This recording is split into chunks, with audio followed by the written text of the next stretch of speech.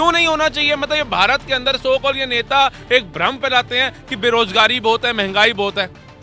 जब हक खाने वाले 5 से 7 करोड़ जो बांग्लादेशी रोहिंग्या भारत में घुस जाएंगे तो पहले तो उनको निकालो। भारत के अंदर जब आप ऐसे घुसपैठियों को बाहर निकालने की बात करेंगे तो प्रशांत भूषण जैसे वकील खड़े हो जाएंगे कोर्ट में केस लड़ने के लिए।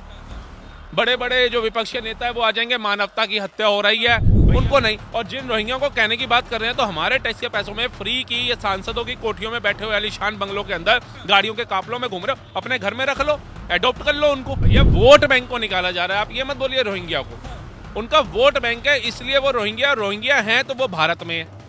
आप बताइए, आज SIR की खबर सुनते ही पश्चिम बंगाल के जो 7 जिले हैं जो बॉर्डर से लगते हैं, ये क्यों भाग रहे हैं? SIR होता ही 65 लाख लोगों के नाम कट गए बिहार से।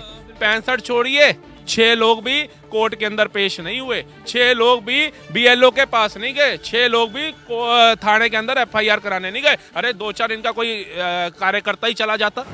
देश में SIR का मामला दिन ब दिन जो है बढ़ता जा रहा है और जिस तरीके से पश्चिम बंगाल में इस वक्त जांच चल रही है और जो असली वोटर हैं उनकी पहचान की जा रही है, तो ऐसे में कई जो रोहिंग्या हैं या फिर जो घुसपैठियां हैं जो इलीगल तरीके से देश में आए हुए वो लगातार भागते हुए भी नजर आ रहे हैं। बॉर्डर पर इनकी संख्या देखी जा रही है।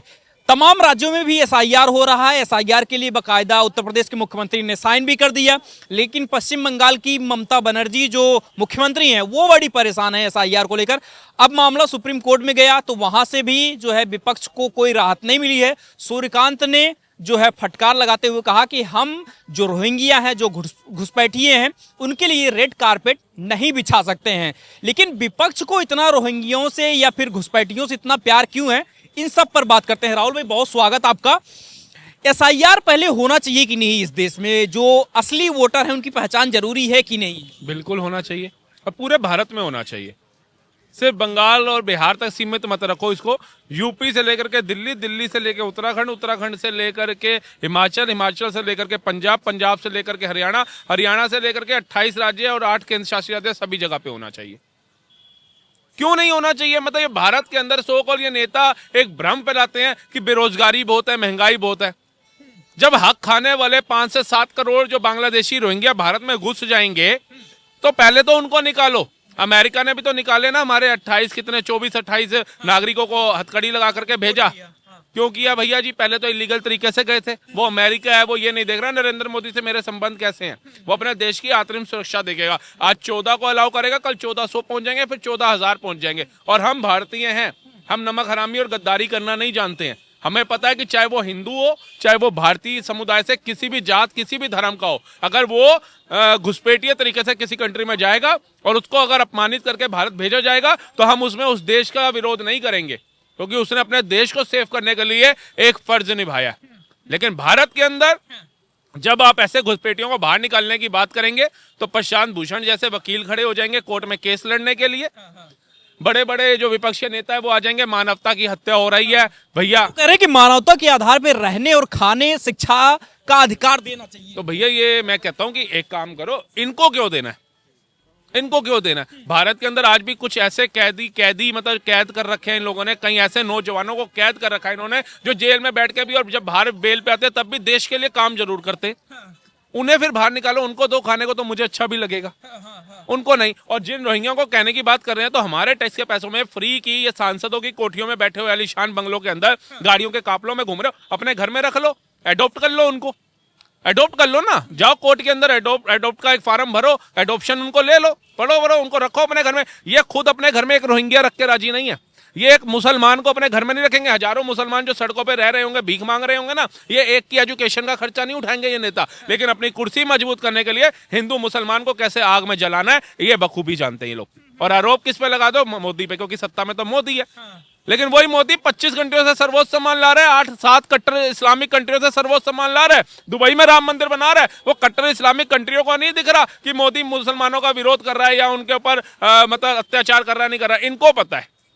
ये वो कह तो रहे हैं इस देश का मुसलमान, मदनी साहब को बड़ी दिक्कत है कि इस देश में मुसलमानों को जो है उनके ऊपर जुल्म किया जा रहा है, और जुल्म होगा तो जिहाद होगा। ममता दीदी को परेशानी है क्योंकि देश में जो है रोहिंग्याओं को निकाला जा रहा है। भैया वोट बैंक को निकाला जा रहा है, आप ये मत बोलिए रोहिंग्या को। उनका वोट बैंक है, इसलिए वो रोहिंग्या हैं तो वो भारत में है। आप बताइए, आज एसआईआर की खबर सुनते ही पश्चिम बंगाल के जो 7 जिले हैं जो बॉर्डर से लगते हैं, ये क्यों भाग रहे हैं? अगर तुम भारत के नागरिक हो, उल्टा लोग कह रहे हैं हमें भारत में जाना है, 2 वक्त की रोटी हमारे को मिल जाएगी, बढ़िया से रहने को मिल जाएगा, हमारे को एटमॉस्फेयर अच्छा मिल जाएगा। और ये कौन से मनबुद्धि लोग हैं जो अपने घरों को ताला लगा करके बांग्लादेश में भाग रहे हैं, जहाँ बम फट रहे हैं, जहाँ पे हत्याएं हो रही हैं, जहाँ पे अत्याचार हो रहा है, जहाँ खाने को पैसा नहीं है, भीख मांग रहा है वहां का भी प्रधानमंत्री। तो आप ये इससे तो साबित हो जाता है ये भैया अमित शाह जी हैं, राजनीति का चनक्या कहा गया है इनको। नरेंद्र मोदी हैं, जब गुजरात भूकंप के बाद त्रस्त हो गया था, उसको कैसे उठाया, और आज वर्ल्ड के अंदर नहीं पूरे भारत के किसी भी राज्य में जाके पूछ लो, किसी भी छोटे से नेता से, वो कहेगा गुजरात जाके देखो क्या हो गया। तो उसको गुजरात बनाने में नरेंद्र मोदी का जो योगदान था, अमित शाह जी का पता है कि CNRC में तो पेपर नहीं दिखाएंगे, लेकिन ये भागेंगे कैसे? चुनाव आयोग संविधान में एक प्रस्ताव था, उन्होंने संविधान को पढ़ा, क्योंकि कुछ नमूने तो संविधान को पढ़ते नहीं है, सिर्फ किताब उठा करके चल पड़ते हैं संविधान की। लेकिन अमित शाह जी ने पढ़ा और उन्होंने देखा कि भैया बाबा साहब भीमराव अम्बेडकर ने तो इतना अच्छा प्रावधान दिया हुआ है चुनाव आयोग को, करो SIR, करो SIR। SIR होता ही 65 लाख लोगों के नाम कट गए बिहार से। 65 छोड़िए, 6 लोग भी कोर्ट के अंदर पेश नहीं हुए, 6 लोग भी BLO के पास नहीं गए, 6 लोग भी थाने के अंदर FIR कराने नहीं गए। अरे 2-4 इनका कोई कार्यकर्ता ही चला जाता, वो भी नहीं किया, पता है झूठ बोलेगा जेल में जाएगा 7 साल के लिए। तो ये बिहार में 6 लोग नहीं पकड़ पाए। आज पश्चिम बंगाल के अंदर कह रही है कि मैं ईंट से ईंट बजा दूंगी भारत की, वो ममता बनर्जी। मतलब इनके CM बनाने के लिए रोहिंग्या बांग्लादेशियों को लाओ। तो वो एक कहावत थी ना कि वोटर जो है वो बांग्लादेश और बाहर से आ जाते हैं, 14 बच्चे वाले जो हैं वो सब्सिडी ले रहे हैं, 2 बच्चे वाले हैं वो टैक्स दे रहे हैं, और जो बाहर बैठे बाहर से आए विदेशी हैं वो सत्ता संभाल रहे हैं। एक थी ना वो सच्चाई है भाई साहब, प्रत्यक्ष प्रमाण की आवश्यकता नहीं है। ये हो रहा है इस देश में, जिनके 16-16, 18-18 बच्चे रुक ही नहीं रहे, वो सब्सिडी के नाम पे कर रहे हैं, क्योंकि टैक्स हम दे ही जा रहे हैं और वो सब्सिडी का मजा ले ही जा रहे हैं। लेकिन कोर्ट से अब जब उनके समर्थन में नहीं आया, क्योंकि कोर्ट ने भी, सूर्यकांत जी ने भी बोला कि हम रोहिंग्या जो घुसपैठिया हैं उनके लिए हम रेड कारपेट नहीं बिछा सकते, उनका स्वागत नहीं कर सकते हैं। तो इसमें कल्याण बनर्जी कह रहे हैं कि TRP के लिए अब जो है जज भी बयान देने लगे। ओए तो इसको बोलिए चटर्जी को अपने घर में ले जा, लॉरेंस बिश्नोई भाई साहब है हमारे, 4 दिन उनको इनके घर में भेजो, पता चल जाएगा TRP क्या होती है, पूछिए इनसे जा करके। और छोड़िए ये जो बात आ रहे हैं, अभी एक और जज ने भगवान विष्णु को लेकर के टिप्पणी करी थी, तो उनसे पूछिए वो कौन सी TRP थी, तब तुम्हें TRP याद नहीं आई? जब एक धर्म का अपमान होगा ना, तब इन नेताओं के मुंह के ऊपर गांधी का एक बंदर बन जाएंगे कि मुंह पे हाथ रख लिया, हम बोल नहीं सकते हैं, हमारे मुंह पे गांधी जी के बंदर वाला हाथ है, तब इनके मुंह नहीं खुलते हैं। लेकिन जब देश के गद्दारों को, घुसपैठियों को निकालने की बात होगी, तो जज पे भी आरोप लगा दिया जाएगा कि सस्ती TRP के लिए ये जज जो है बिक गए हैं। ये हमारे देश के विपक्ष का हाल है। आप कहते हो ना इजराइल इतनी सी कंट्री है लेकिन ताकतवर कैसे है?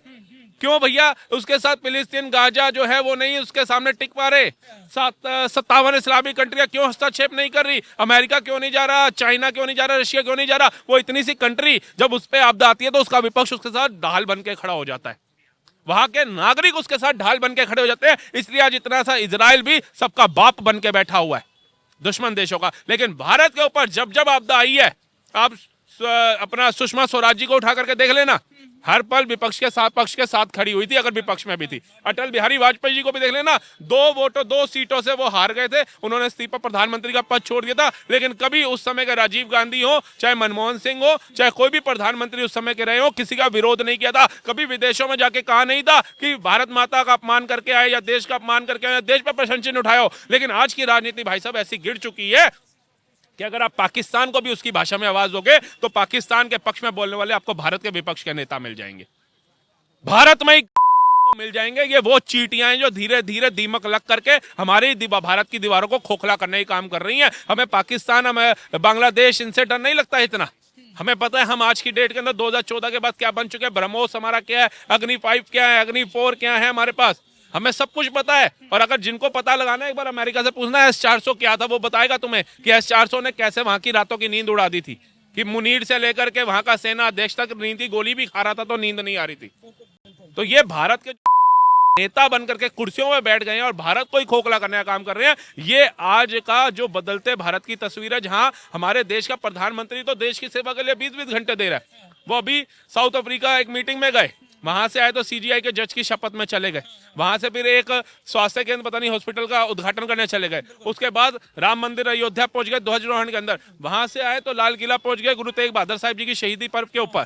तो एक प्रधानमंत्री देश के जितने भी सामाजिक कार्य हो, देश के विकास के कार्य हो, रक्षा के कार्य हो, हर चीज में चल रहा है कि मेरे देश का जो मेरा विजन है विकसित भारत 2047 वो उस पर काम कर रहा है। और वहीं देश का विपक्ष जो है वो ये नहीं कह रहा संसद में खड़े होकर के, चाहे शीतकालीन सत्र चल रहा है, इससे पहले बजट सत्र आया, उससे पहले मॉनसून सत्र था, तीनों सत्र के अंदर इन्होंने काले झंडे हा हा हा करने के अलावा कुछ नहीं किया। आज कुत्ता लेके पहुंच गए, कुत्ता सांसद भवन में इतना बड़ा मुद्दा हो गया कि इन्होंने बाकी मुद्दे ही नहीं उठाए जो मुद्दे उठाने चाहिए थे। भैया वंदे भारत नमो भारत चल रही है, मोदी जी थोड़ा किराया उसका कम करिए, गरीब बंदा चढ़ सके, वो मुद्दा नहीं उठाया, लेकिन इन्होंने मुद्दा उठाया कुत्तों का। लेकिन आपसे राहुल भाई यही जानना चाहें कि एसआईआर से, ये एक लास्ट सवाल है हमारा, एसआईआर से कहा यह जा रहा है कि इलेक्शन कमीशन और बीजेपी पर आरोप ये लग रहा है कि पश्चिम बंगाल में जीतना है, इसलिए एसआईआर किया जा रहा है ममता दीदी को हराने के लिए। भैया आप एक काम करो, आप कोर्ट में साबित करो।